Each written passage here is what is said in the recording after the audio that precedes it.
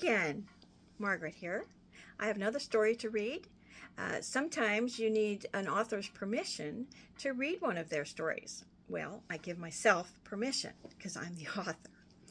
This is called Scotty's Present, since Christmas is less than a week away.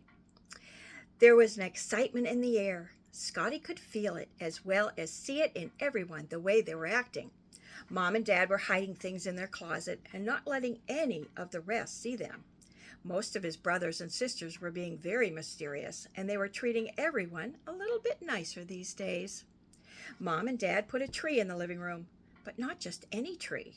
This one smelled funny and came from a box. When they proceeded to put all kinds of sparkles and toys on the branches, Scotty tried to go and play with some of them. They shook their finger and said no. He was somewhat confused. In the evening, they plugged in a cord and the whole tree lit up with lights. Oh, it was a wonderful sight. Scott watched and started to understand that it was time to give presents called Christmas.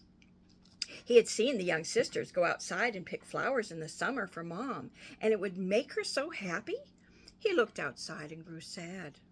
There were no flowers to pick. It had gotten cold, and they all had gone to bed.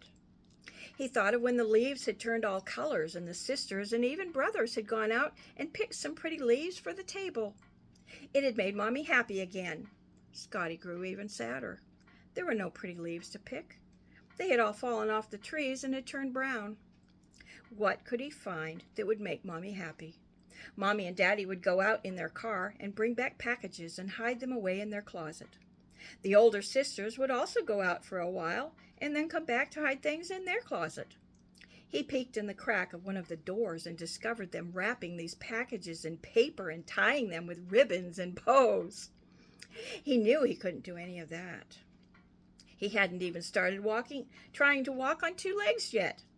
He just crawled around on all fours. He couldn't even talk, even though he tried. Only Mommy sometimes knew what he had wanted. Scotty had a brilliant idea.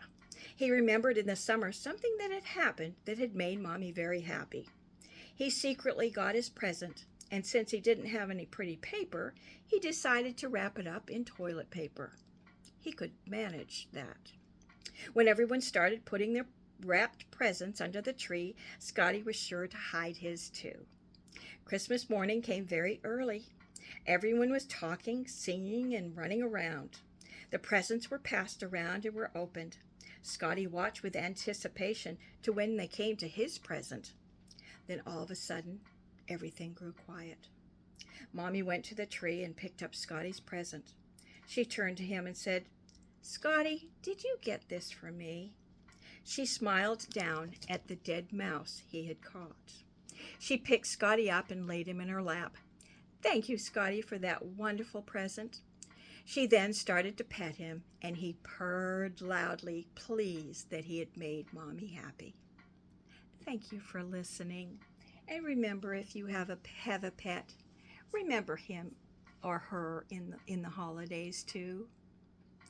We'll see you another day. Bye.